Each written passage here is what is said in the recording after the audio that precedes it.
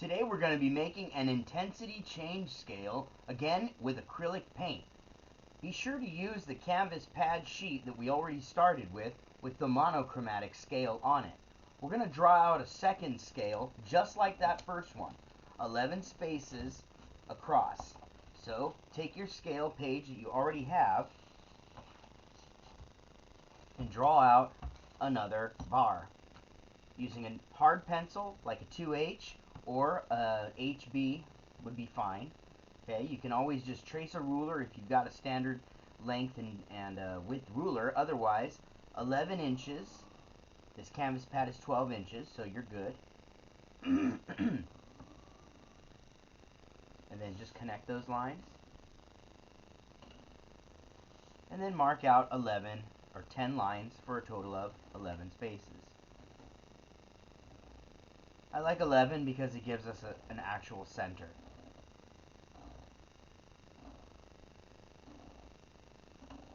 Great. Next, we're going to make an intensity change scale. Now, an intensity change scale shows you another way to make colors darker. When a color is in a bottle, the way it comes, it's at its most intense. This is the same for all types of paint. As soon as you mix any color together, you have toned down or diluted its intensity. You have subdued it, made it darker. So as you saw from the monochromatic scale, you can definitely make any color darker by just adding black. But another way to make a color darker is by adding its complement, or literally its opposite color on a color wheel. I have a color wheel here in watercolor to use as an example. Of course, a color wheel done in acrylic would look different. Stronger, brighter, bolder colors. But this will be fine for illustrating what we're doing next. In an intensity change scale, you'll be pairing up two colors that are complementary. That means they are across from each other on the color wheel, and they are chemically or chemistry made differently. They are the exact opposite of each other. In other words, everything that yellow is, violet is not. What do I mean by that? Remember that violet is made of two colors, red and blue. Those happen to be the other two of the three primary colors. So yellow is one of the triad of three colors in the primary colors. And violet is the other two, a combination of blue and red. So violet is everything that yellow is not. Therefore, it's a complement, because if I add the two together, I would have a mixture of all three in the triad of primary colors. Now, you can make an intensity change scale with any two colors that are across from each other. So, for example, most people will use primary and secondaries, like primary yellow and the secondary violet, or orange and blue, or green and red. But you can use the tertiary colors, in-betweeners, as well. You can mix a color. For example, yellow-green and red-violet are complementary. You can use those to lighten or darken each other. Why is this useful? Black is a very strong color, and it makes colors change very quickly. But if you add complements, you can make colors darker, but not as fast and as quickly. This is important if you want to paint realistically, or at least make many subtle shades in value. Like you did in the monochromatic scale using just black and white, you could put a dozen more between each one of these, subtly changing a little bit every time. The colors that you'll get with blue plus black, for example, are different than the ones you would get mixing blue plus its complement, orange. It seems weird, but I can make orange darker with blue. But here's the weird part. I can make blue darker by adding orange. Adding these bright colors to a dark color makes them darker because, again, orange is everything blue is not. In a way, it's almost like adding black, because black is so dark. Same token, yellow and violet.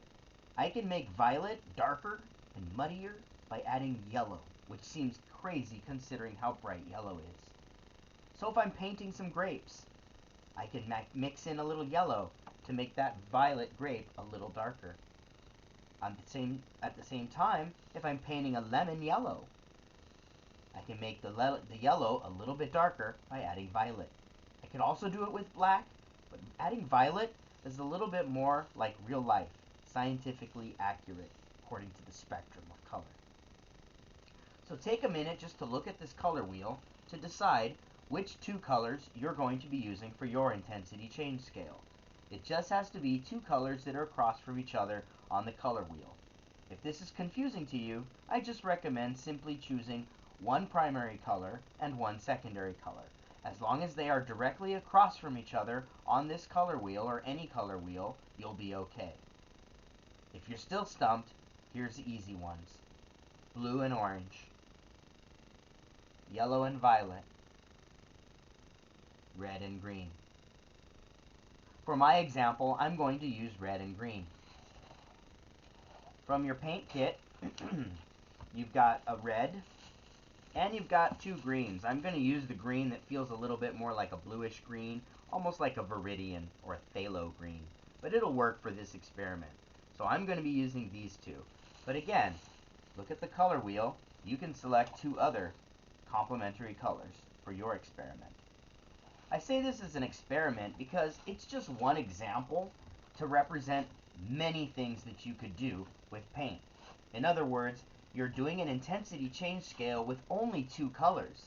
It's not like you're going to paint with only two colors, but doing this experience will help you to realize that you can make lots of colors darker, more subtly, and more realistically by using their complementary color.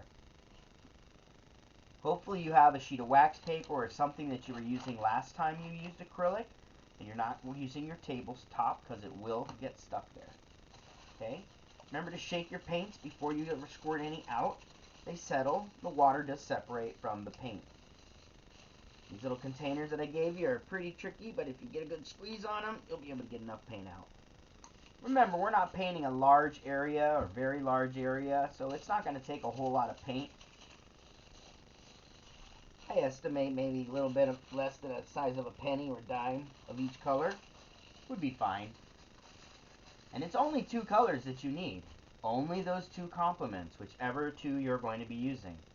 Also, don't forget, anytime you're using acrylic, you want to have a cloth or a rag. Paper towels are wasteful. Cloth or rag is good. The paint dries to a hard plastic and it will not stain should it accidentally find its way into the washing machine. It will not stain other things as long as it's just acrylic. It literally turns to pieces of plastic. Almost like the same stuff, in fact, the same stuff that makes the silkscreen paint on your shirts and clothing. It's acrylic. Water to clean up. And since we're going to be painting squares, I recommend a square brush. Or flat. Okay. I've got red and green for my two colors I'm going to be using.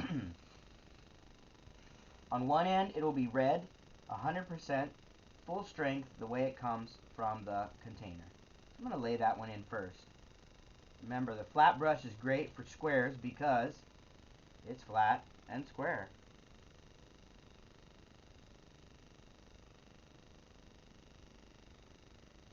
Smooth it out a little bit. Remember, the more you go over an area, though, you do start to lift paint. Okay, so there's red. I'll wipe the excess off here. Might be useful. Rinse the brush. Grab my rag.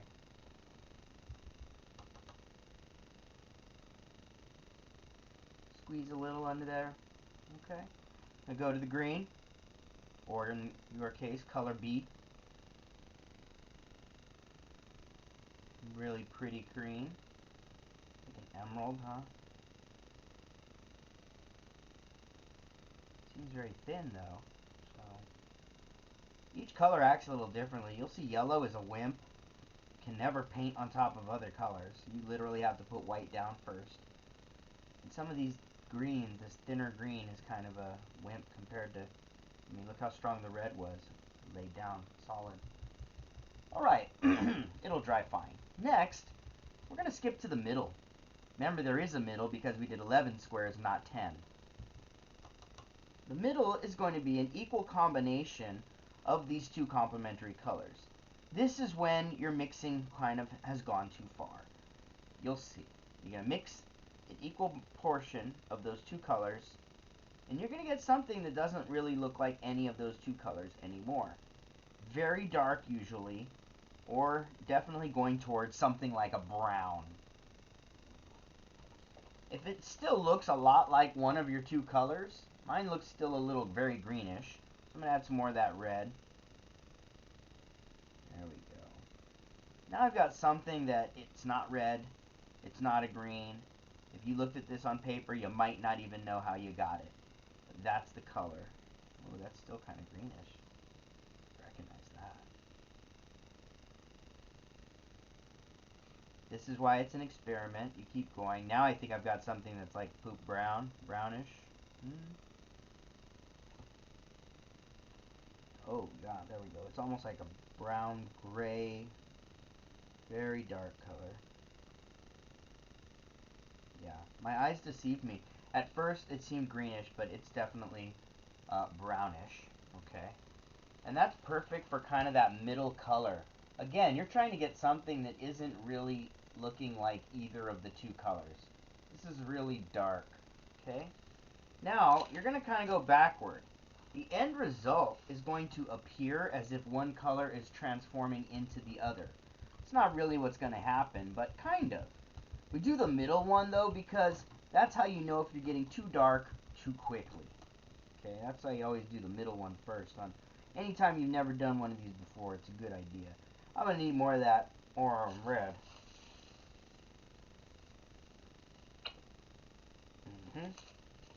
Alright, and now, working my way from the red edge, I'm going to be adding a little bit of green each time.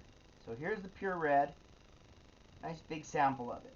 Now it's okay if I corrupt a little of this because I do have more and I'm making a value bar and it's all mine.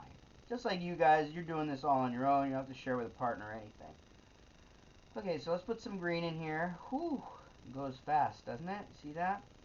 Okay, so that's too much already for the first step. So I want to go backward a little bit. I'm going to wipe my brush. And I'm not going to water it, rinse it, because I don't want to get water in the mix. I just want to get the excess paint off, because I'm in the right ballpark.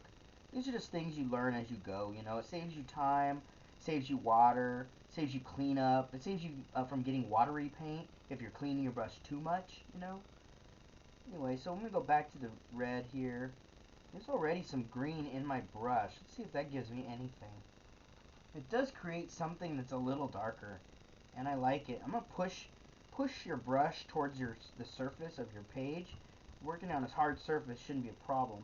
You can kind of get a little extra paint out of your brush. Okay. Now that one is really nice. I'm going to take a tiny bit more green. Oh boy, that's a lot, isn't it? It goes so fast. Alright, so I'll go back with some red here. Alright, I like this for the first one. Oh man, but I gotta make more of it, don't I? It's a little back and forth, for sure. I'm gonna have to get a lot more of that red paint out. Now, if your paint color is too thin, right, it will appear lighter than it actually is. So that's kind of what's happening with this color right now. Is so much of the canvas is showing through, it's appearing lighter than it is. But let me keep spreading it out, and I'll see if I can get any more off of the palette here, and I'll add it.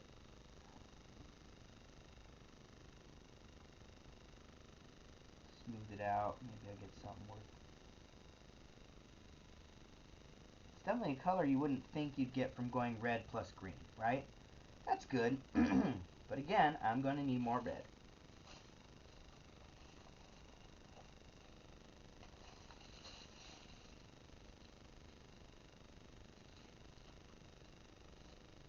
Alright.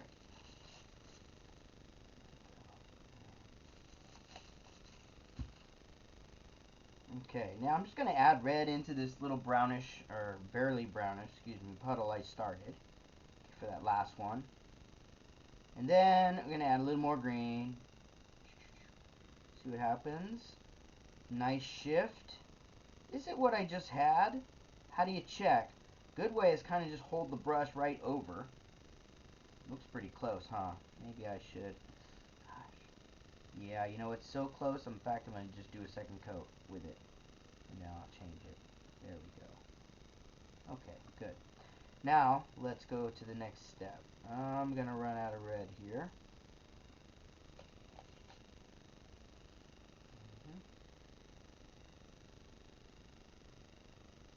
And we'll go a little bit more green. Mix that up. up thoroughly.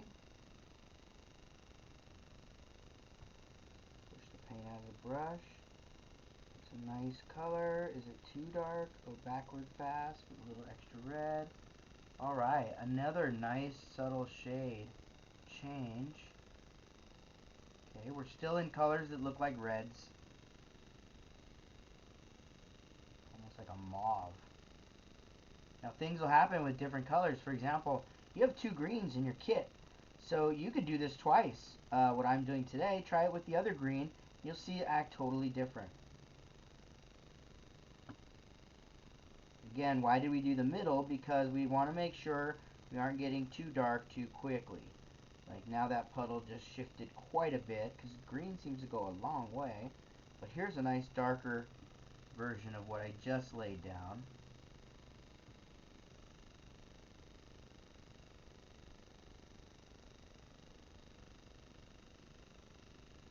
Good. And now go a little more green. And this should be not as dark as what we made for the middle, and still feel slightly more reddish in value. Somewhere in there there's a little more reddish than the thing that's next to it, which is feeling a little more bluish or greenish. Okay. Rinsing the brush thoroughly because now I'm going back to the green edge. And learning from experience, I ran out of red repeatedly, so I'm going to add more green now. Okay, first step down from green is going to have a little bit of the red in it. That shine, I hope that shine's not killing it for you. There you go.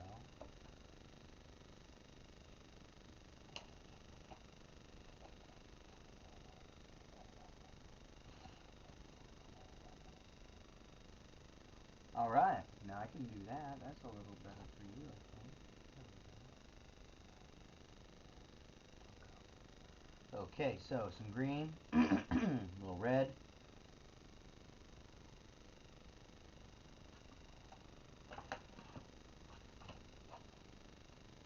A nice first step down. It should still feel very green. Yep, but it's a little darker. How do you make that dark green without adding black? Again, kind of crazy idea, but add red, the complement of green. You just made an interesting green, maybe more interesting the one as it came from the bottle. A little more useful, slightly more natural. The one that's directly from the container, it's a little bit of a crazy bluish green for sure. Okay, so now we got to add a little more red each time to go a little darker.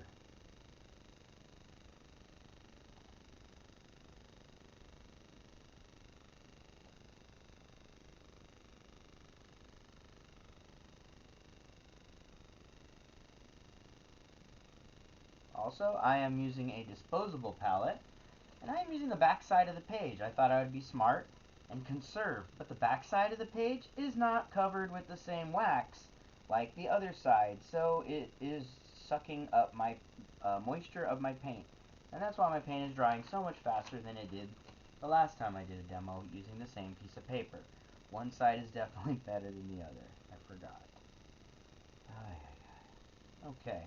Now hopefully that green looks darker to you. It does look darker to me, but I'm going to mix it up now. We're going to go dark, dark, getting dark, more red into the green mix here. And it seems weird. You think you should be adding black to make something more dark, but here we are adding red, which is a super bright color, but we're getting interesting darker, darker, darker greens. Again, you can do this experiment, this value scale change, intensity change scale with any two complementary colors.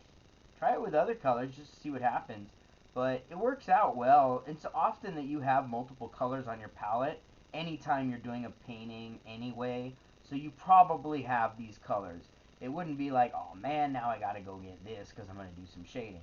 Sometimes it is, honestly. And a lot of artists are lazy. They'll use the same dark color to kind of use to make everything dark. And you can get by with that just fine. It does end up giving your work a tint, or at very least something that people would think of as a style. Either way. So this is using the colors red and green from your kit to do an intensity change scale. Okay. Now save the bottom half of this canvas sheet, because we will do a couple more experiments on this same page. Either way, if you understand what I'm doing, it's now your turn to grab your two complementary colors and create your own intensity change scale.